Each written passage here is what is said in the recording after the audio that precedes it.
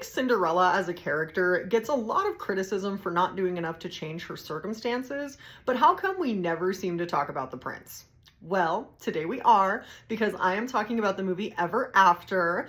Ever After is the movie that I think has now become my new favorite version of Cinderella. So Ever After is a 1998 movie starring Drew Barrymore as Danielle, who is nicknamed Cinderella for context, a girl who ends up being a servant in her own home due to the death of her father.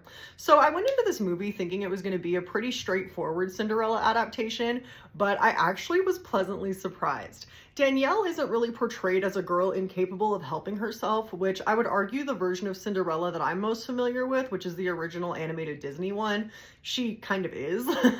In this, she's an active participant in the outside world. She's constantly working to help the other servants in her home and doing what she can to learn and constantly improve the world around her.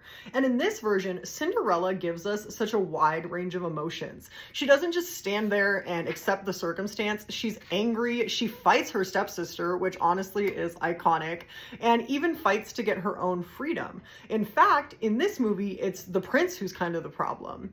I think this movie became my favorite version of this story because of how it really flipped the concept of the prince on his head. He doesn't save Danielle. She saves herself, and she teaches him to look at the world in a different way. During this whole movie, I had very one-sided beef with Henry, the name of the prince, because during the first 83% of the movie, he's a dick. He just is. He's arrogant and he doesn't see the peasants as people, and he's constantly looking down on them. Also, as a note, I know that this has been a long trend in movies, but I just want to talk about it. In this movie, Danielle and the prince are supposed to be 18 to 20-ish, but the actor who filmed the prince was 32 when they filmed the movie, and he looks 32. That's not a bad thing. He just doesn't look 20. And I think maybe if that's the case, we needed to work that into the story a little bit, because they really didn't look similar in age as a match at all. But that's not the point.